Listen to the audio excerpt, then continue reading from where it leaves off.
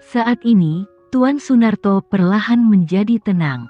Dia duduk di kursi dengan wajah muram dan cemberut.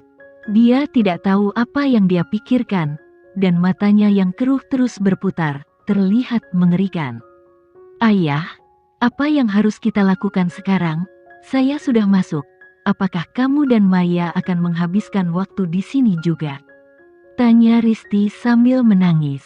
Tuan Sunarto tiba-tiba mengangkat sudut bibirnya dan tersenyum muram. Jangan khawatir, mereka akan segera membuka pintu dan menyambut kita keluar.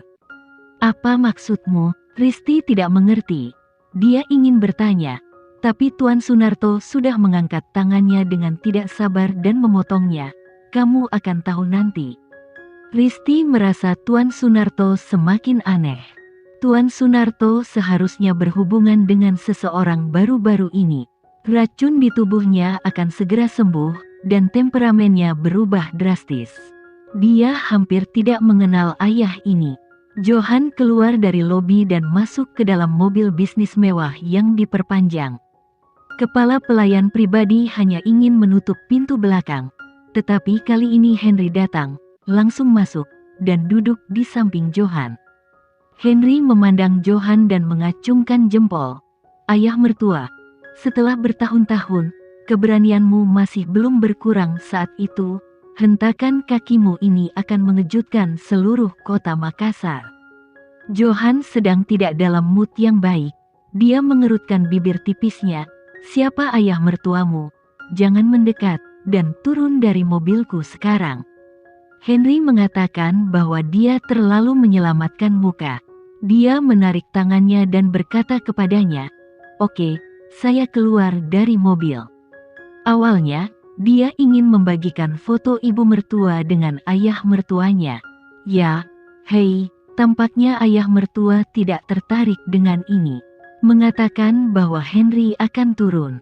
Kali ini, suara Johan terdengar dari belakang, kembali. Sudut bibir Henry bergerak-gerak, dan dia segera duduk kembali. Dia merasa bahwa dia benar-benar hantu peri.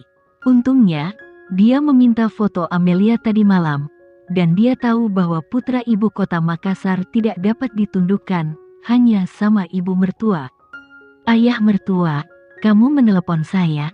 Johan melirik Henry sekilas, lalu mengulurkan tangannya, bawa fotonya. Henry dengan cepat mengambil foto. Ayah mertua, kamu belum melihat seperti apa istrimu dulu? Dia tidak tahu seperti apa dia. Henry mengangkat alis pedang heroiknya, dan berkata dengan murah hati, "Ayah mertua, ini adalah foto dari koleksi eksklusif Amelia. Butuh waktu lama untuk mendapatkannya. Saya tahu bahwa ayah mertua sangat ingin melihat ibunya Amelia." Johan menatap Henry dengan wajah pucat, lalu mengulurkan tangan dan mengambil foto. Dia melihat foto di tangannya. Gambar menunjukkan Dewi dan Amelia.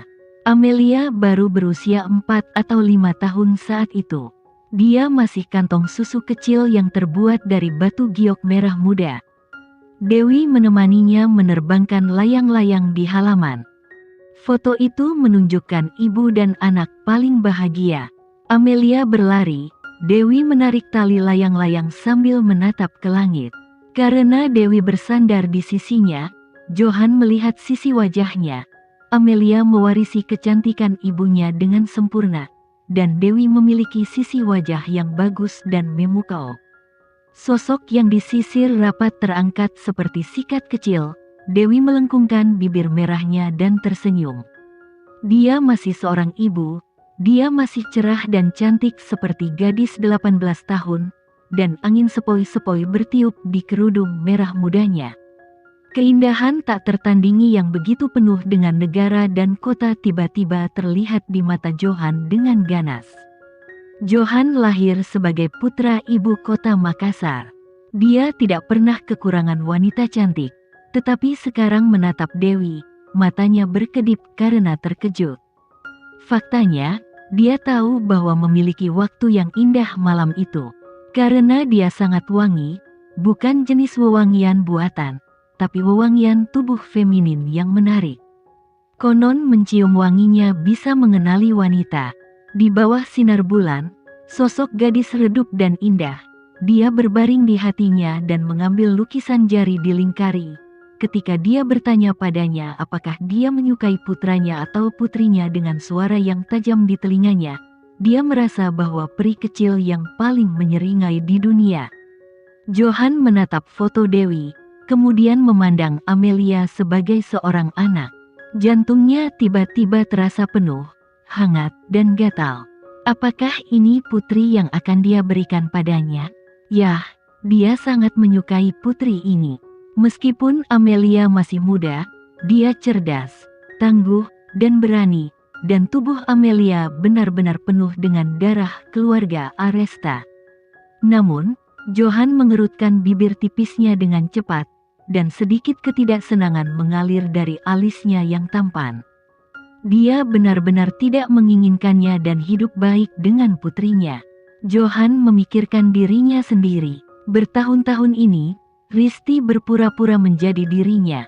Meskipun dia tidak memberikan bantuan apapun kepada Risti, dia selalu bertanggung jawab untuk malam itu.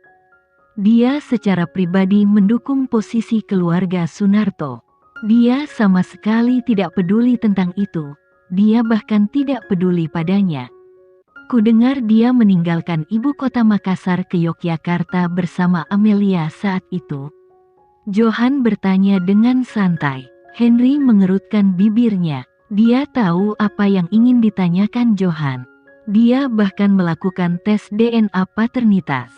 Tentu saja, Amelia juga diselidiki. Nama belakang Amelia adalah Wijaya, yang dulunya adalah putri Zidni.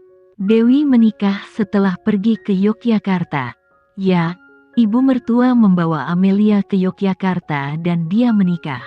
Pernikahan ini tampaknya berusia 8 atau 9 tahun, kata Henry. Mata Johan tajam, dan seluruh orang itu tertutup lapisan es. Informasi Zidni masih tergeletak di mejanya, seperti kantong anggur dan kantong beras. Dia tidak tahu bagaimana Zidni akan menikah dengannya. Membawa putri kandungnya menikah dengan pria lain. Johan merasa napasnya sesak, dan dia mengangkat tangannya untuk membuka kancing di lehernya.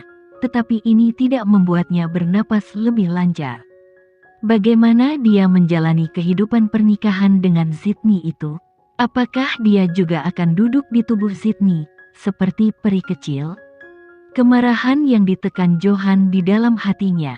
Satu-satunya hal yang ingin dia lakukan sekarang adalah menangkap Zidni itu, menguburnya sendiri, dan kemudian membawa Dewi dan mati di sana bersamanya.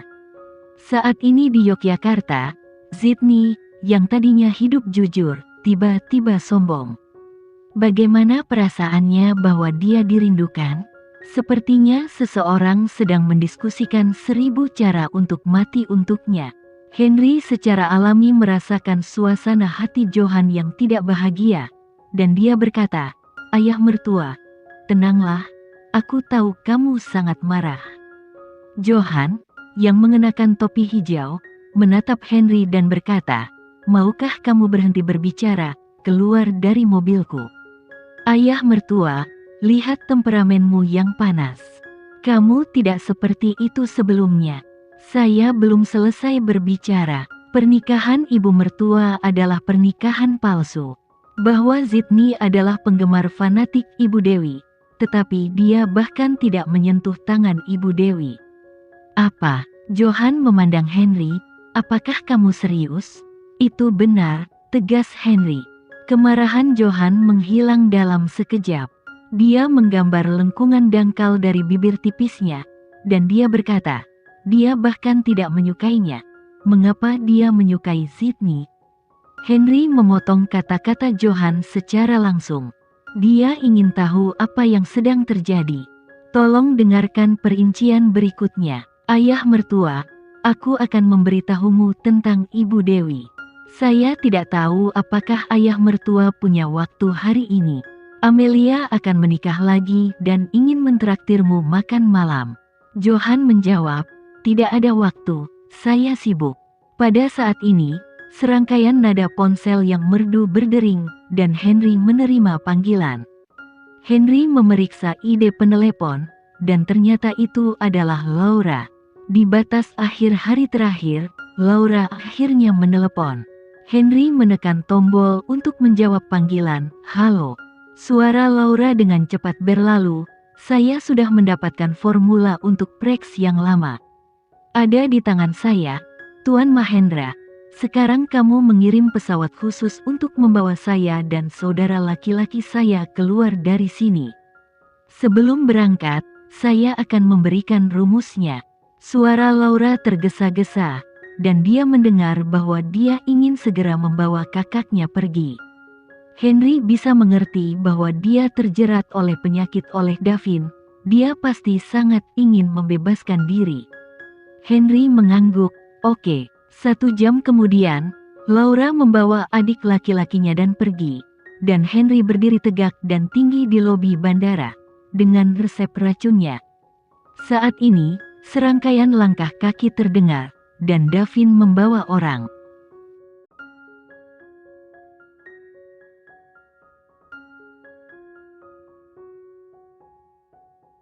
Sekian dulu ya video kali ini, kita lanjutkan lagi videonya di lain waktu. Oh iya, bagaimana menurut kalian? Semoga bisa sedikit menghibur kalian semua. Untuk teman-teman yang baru nonton, jangan lupa subscribe ya, hehehe. Dan kalau teman-teman ada yang ingin gabung langganan, bisa langsung gabung saja untuk dapat fitur yang menarik dan sedikit membantu Mimin. Terima kasih banyak sudah menonton, sampai jumpa lagi, bye bye bye.